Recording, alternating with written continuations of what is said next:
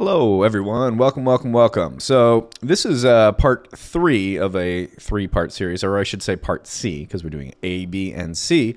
So the first part was showing the user interface for Rhino version 8. The second video is showing you how to model a basic modified quadrilateral, which we have a technical drawing here that we're looking at. This technical drawing is what we're going to be making in this third part here. So this video is going to go over how to do dimensioning, set up a layout to scale. So this is like an 11 by 17 equivalent PDF that can be scaled using a architectural scale. We are using the millimeters template, however, by putting in apostrophes and quotes on our dimensions, we have equivalent dimensions here in inches and feet. I like to use the millimeter template all the time, so that way when I'm doing more industrial design type stuff, I can use the metric system, but also when I'm doing architectural stuff, I can simply input the apostrophe in inches to change it to imperial standards here in the US. So we're going to go ahead and get started making this from our basic modified quadrilateral. So let's do that. All right, so let's start off in a top view here, and we're going to be using a new command, and this new command is called make 2D. So we type make 2D, enter. We select the object, and then we simply hit enter, and it will bring up a box here, and you want to make sure yours looks the same as me. So we've got view, all of this is normal. There might be some default settings on yours that are different. Check, uncheck based off of what you see here. The tangent edges need to be shown, the hidden lines need to be shown, and I like to keep the output grouped for the moment. We will ungroup it later on. And grouping basically, it means that the objects still are technically separate but joined together as a cohesive whole until you ungroup them. So it's not all one piece or one line, but it is for the sake of moving things around. So I'll show you in a second. So we hit OK here, and that creates the secondary object that looks like this. Great. So we're going to continually do that to make our different shapes. And if you look at it in perspective view here, you can see that it's just a flat version of our modified quadrilateral, or as I like to call it, the wood block solid, even though it's not made out of wood yet. And yeah, so that's the top view. And we'll do that for each of the principal orthographic views to get a two-dimensional version of each side. Go drawing here. And I can play with things here, which I like to do a lot of. It's all grouped together, but if you wanted to make a really nice technical drawing, we can get into a little bit of line weights and stuff. Right now, this is all grouped together. So if I click on it and go ungroup, it should break some of these sections up based off of, yeah, so perfect. So I'm actually going to select everything here, and let's go to display. Print display. So print display is basically making the display in the viewport the same as you want it to look when it prints. So I'm going to turn that on, and viewport model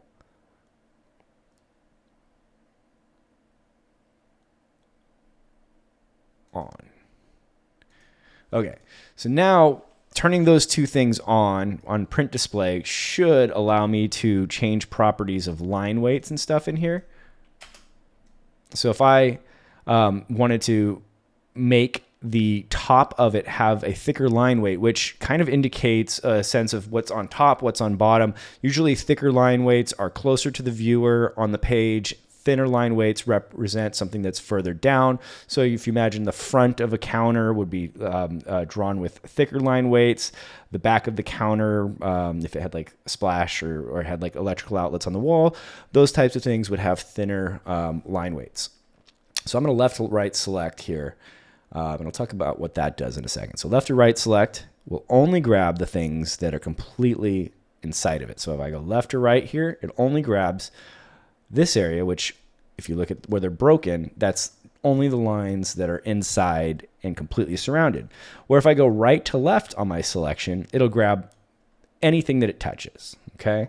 So that's a really important thing. So again, to use my doorknob analogy, if I wanted to just grab a doorknob, let me just pretend like I have a doorknob here, right? If I just wanted to grab that doorknob and say it was like really close to something, if I went like this and I grabbed those other lines. But if I go like this, I only grab the doorknob, right? So you can see where that's important.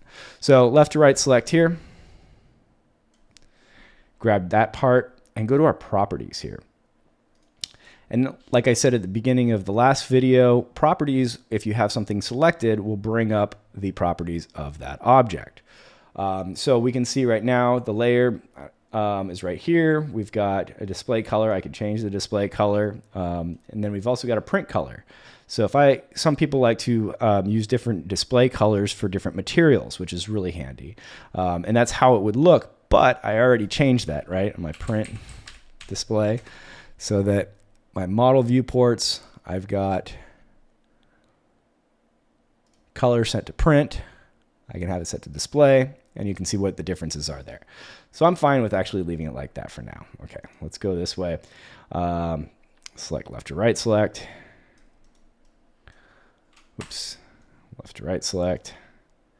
Escape is also a helpful button. So then we can also change the line thicknesses. Yeah, so right now you've got print width. I can change that.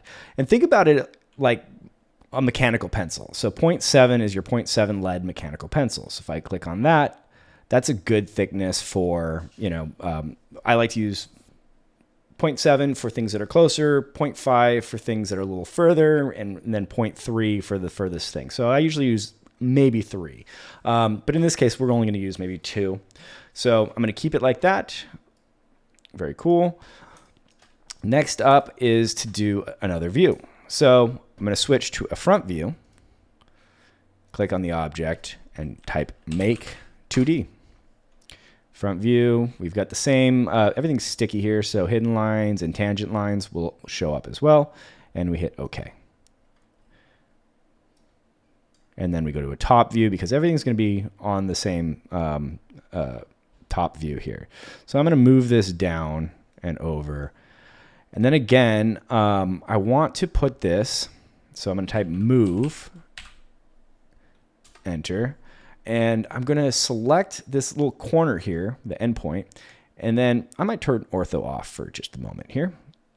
And my grid snaps are going to turn those off too. So I've got this thing and I want to line it up perfectly. So if I just hover on this little point right here and then just start to drag it straight down, you can see I've got my smart track turned on. Okay. Perfect.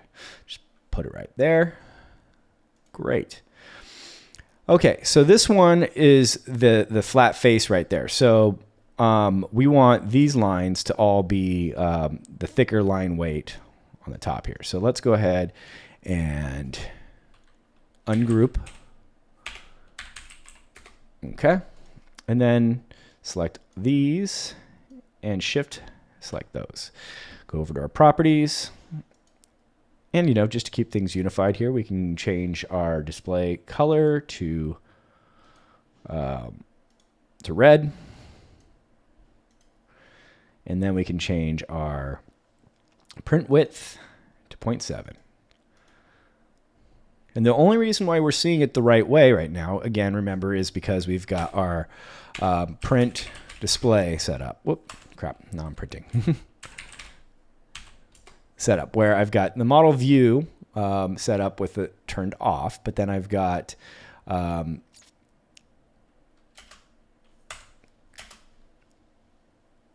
viewport equals model, and the color display is turned on to display. Okay, so you can see the differences in thickness here. And then you can see also by default it's created hidden lines here. We can change the hidden lines so that the dashes are a little bit bigger. I like to do that. So let me select those and let's go over to properties here. And then you can see our line type scale. If I move it up, I'll move it to 2. maybe even 3. Yeah, there we go. So you can really see that they're dashed because that's insinuating that you're looking through the object, which is nice.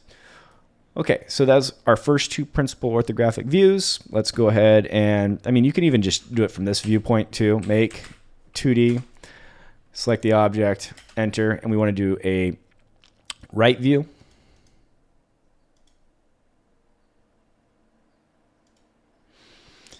And everything else the same. Okay. And then we type move, enter, click up here, hit that, move it over here. All right. Ungroup. Then this area right here is going to be the most in front. So this is what I would make the 7. And then so let's go to properties, change it to red. And then we'll go to, oops, let's just,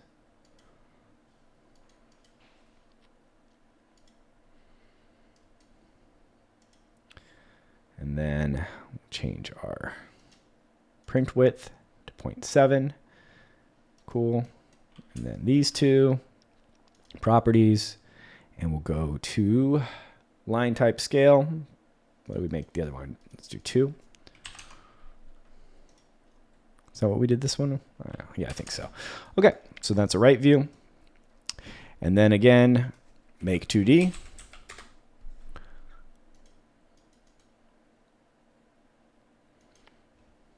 Well, they don't give me a right view. Well, let's do our switcheroo here. So let's go ahead, and if I add a view here too, it would probably be easier. But let's do it this way. Click on the down arrow here, go to set view, and now they give you a bunch more. So we'll go to a right view. Or did we already do a right view? We already did a right view. Sorry. Let's go here, set view, left view. Make 2D. Okay. And then let's go to a back view and just do that now too. Set view, back view. Escape to deselect everything, and then select that. Enter, enter. Top view, we'll go back to the top here.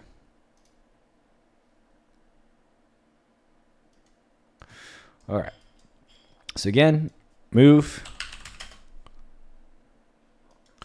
And I'll go ahead and line it up to this one because we're going to line it up there anyway in a minute. And then move. Enter just brings up the same command again. Click on this little endpoint and then just drag it down using Smart Track.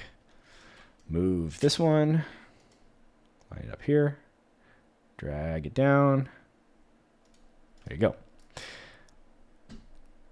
Now the parts of this that are the most in front are, this little rectangular area here and this one with the radius on it. So we go ahead and ungroup, and let's ungroup both of these together. Select this, right click this, and then this little area of the radius is going to be in the front. Okay, so now I can change the properties on both of these at the same time. So again, display color just so that we're labeling everything, and then change this to print at 0.7. Okay, let's make our hidden lines, select those lines there, properties, and change the line type scale to 2. Cool, so that gives us a basic layout. The last one we want to do is an isometric. So again, if I go to set view here, and I can go to isometric. I believe it's a southeast isometric we use. No, it's not. We go to isometric, set view, southwest. Nope. Northwest. Nope.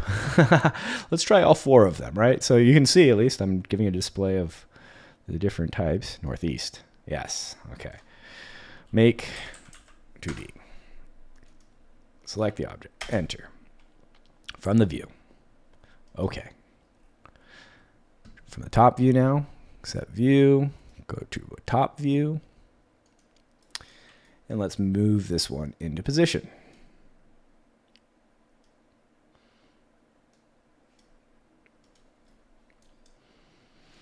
And I'm going to change the spacing of this a little bit just so that it's all lined up nicely. Okay. And then let's go ahead and ungroup and select this. All these hidden lines.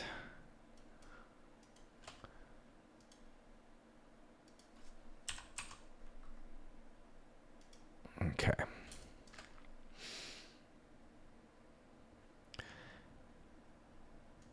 And then I'm going to select a little bit of just, I might take a little artistic license on the isometric as to what I make thicker, just to make what I think will look good.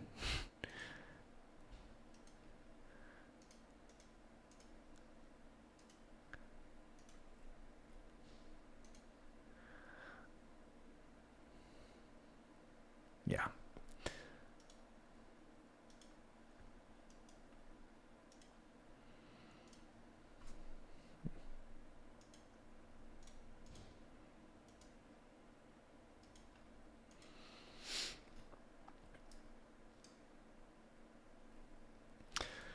All right, so that gives us our flat versions from our 3D model. Really kind of powerful stuff. Now let's go ahead and create a layout. So if I type the word layout, I get this little box here. I'm going to use a tabloid size, 11 by 17, landscape.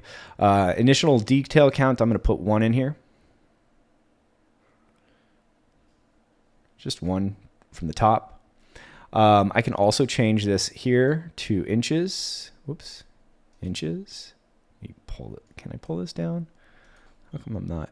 I found another glitch. Okay. We'll see. Hopefully it works. Okay. Cool. Okay, so this is basically a paper space layout, and what we can do here is we can create a scale factor and organize things. So there are 2 different types of space on this sheet. You have the way it looks on the paper, like your drawing, your architectural drawing, or you have the way it looks in the display. So, and the way you can toggle between those is I can either click the down arrow here and go to detail view.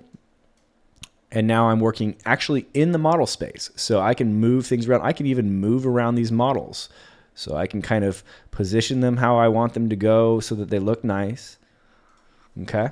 And then under properties here, I can toggle out either by double clicking outside here, or of course, switching between detail and layout. On layout here, if I select, there's a hidden line here, and then if I go to properties, I can select the millimeters on page equal models in model. Remember, I want to do 1 to 4, right? That's basically 3 inches equals a foot. So if you have a 12-inch object, it's going to be 3 inches when you put a ruler up to it. So that's going to be the scale that we're going to work with. Okay, and then if I tab out of it, we're good. And now I just kind of want to lay it out so that it looks good on the sheet. Okay. Cool. So now I'm also going to create a title block. So I'm going to draw a rectangle around this space. Might even turn my snaps off here, disable those for a moment so they don't bug me. Okay. And maybe bring it in a little bit.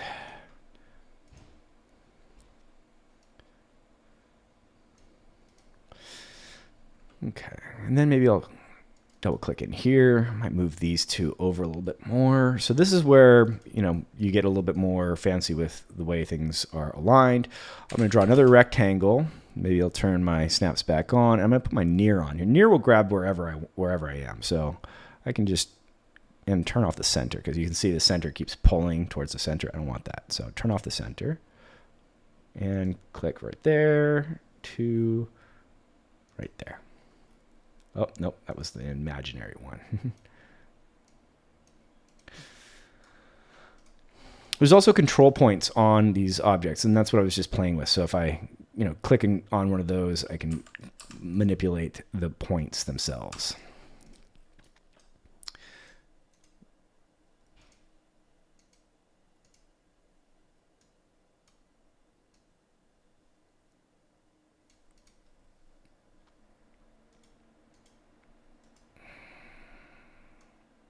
And it'll still snap.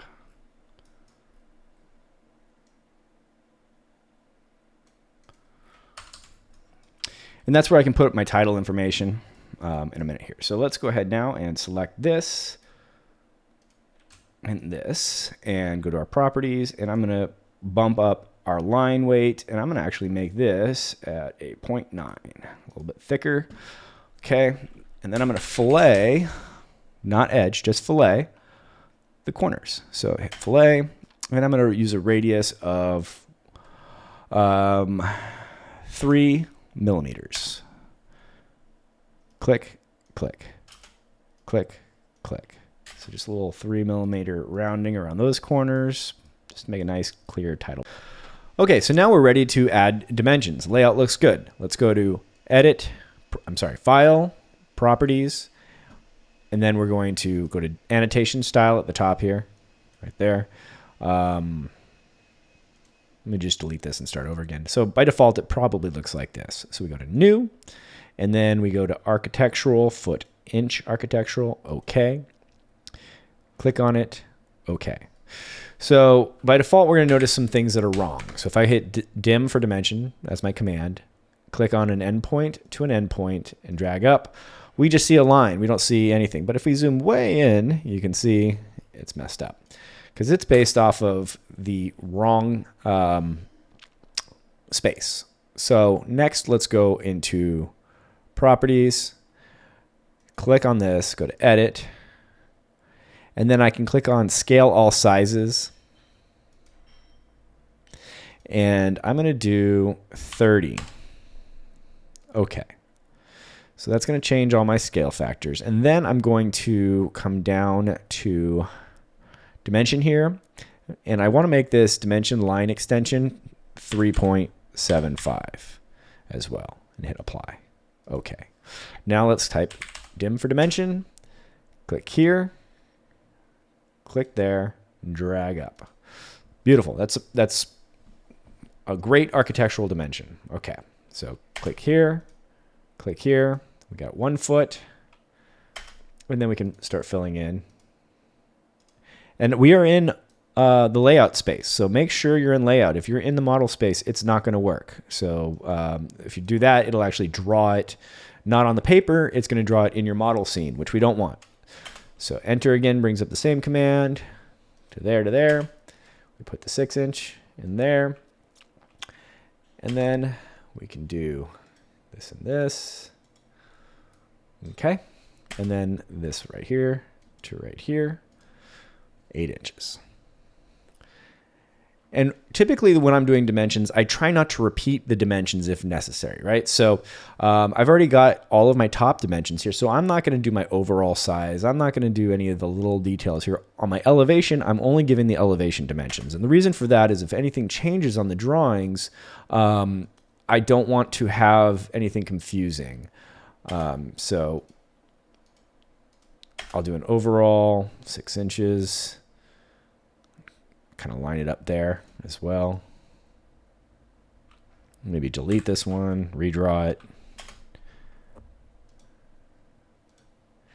And I try to keep things nice and lined up. It just, I don't know, it looks prettier. It's kind of the way I was trained. So, all right, keep on going here.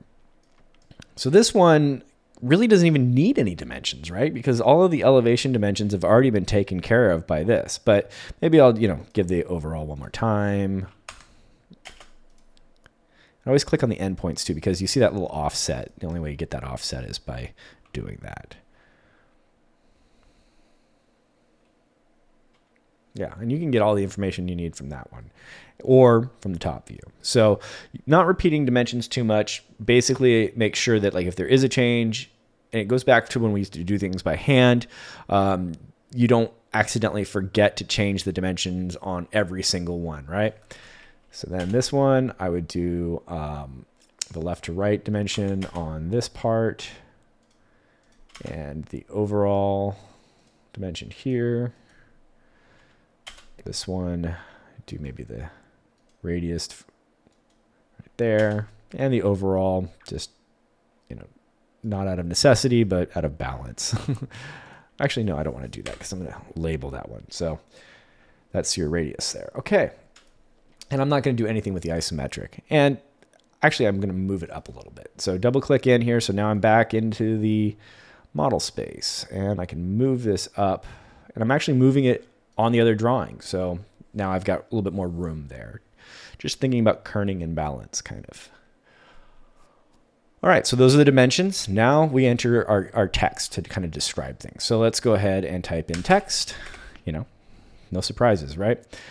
Text height, I do 0.25 inches. And boom, boom, boom. Perfect, perfect, perfect. Arial's fine. Caps lock, top view. Okay, and then place it where the top view is. And then I like to go Alt and click on the arrow to make copies. And this works on the 3D models too. So if you wanted to make copies of your 3D models, Alt works too. And then Shift, click on this one, Alt again. And you notice I'm keeping everything in line by doing this.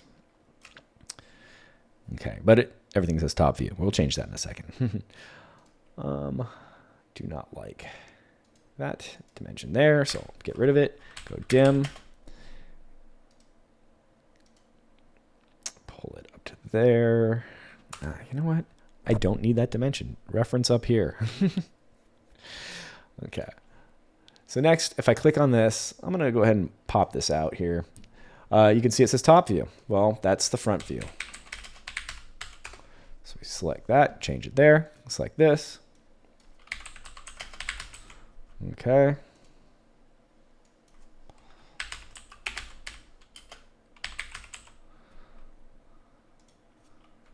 Oop.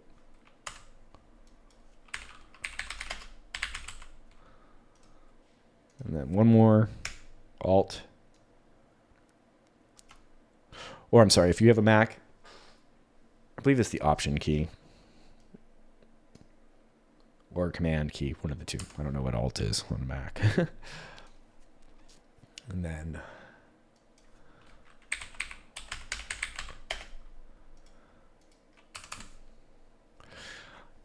our scale factor is 3 inches equals a foot. So we can also do that. Let's do text.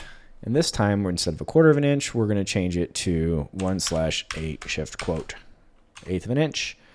And we're going to put 3 quote equals 1 apostrophe 0 inches.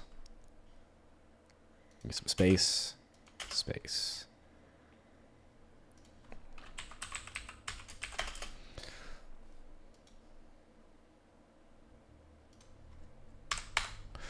Sorry, dash there. 3 inches equals 1 foot.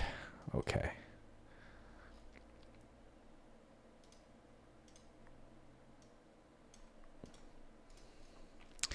And then Alt.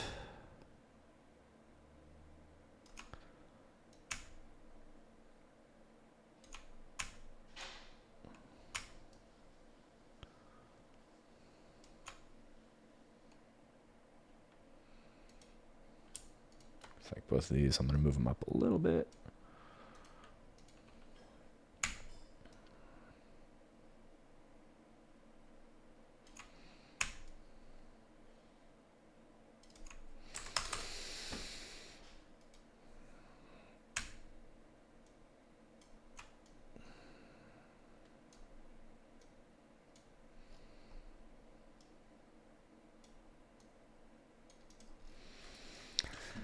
You know, actually, I want to go ahead and let's underline all of this.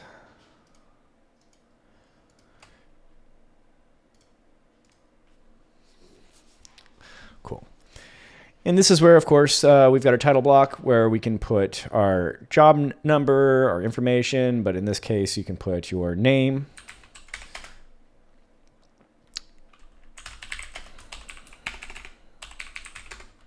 Date, class, and project number.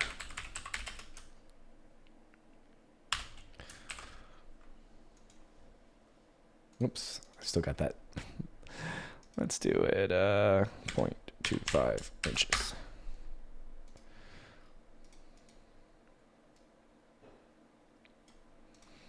And then I'm going to scale this down a little bit. So let's click here and here. So shift click to grab those two control points and drag it down. Just so it's only taking up the space necessary. All right.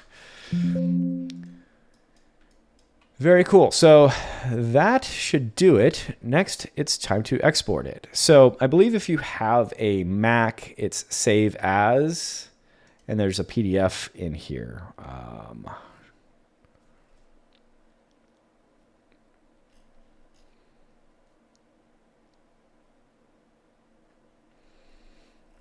For Mac, but yeah, not for PC. PC, I believe we go to File, Export.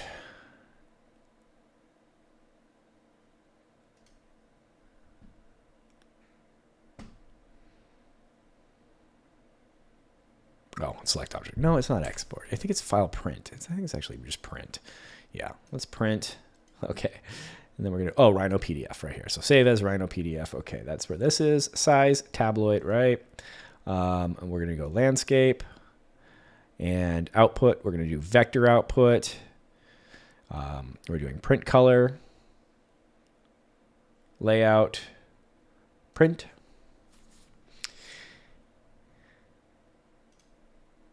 And we'll title it properly.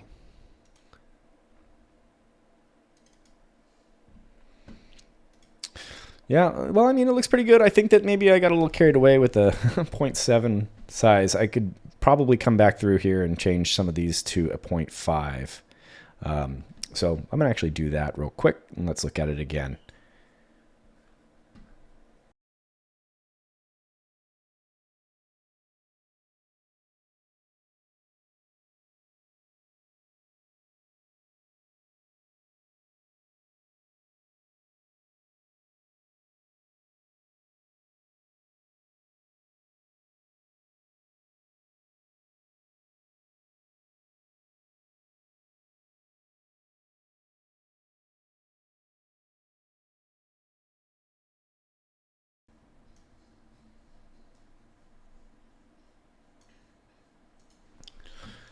Much better. So yeah, that's basically it. Looks good. All right. Well, so that's basically how you do layouts, modeling, and exporting. This drawing will be to scale. If I used a 3" equals a foot scale, I would be able to, once printed on an 11 by 17 sheet of paper, hold that up to it and it will work. So that's it for the technical drawing and kind of Rhino basics two-parter. And I will see you in the next group, which I think will also be quite fun. So thank you.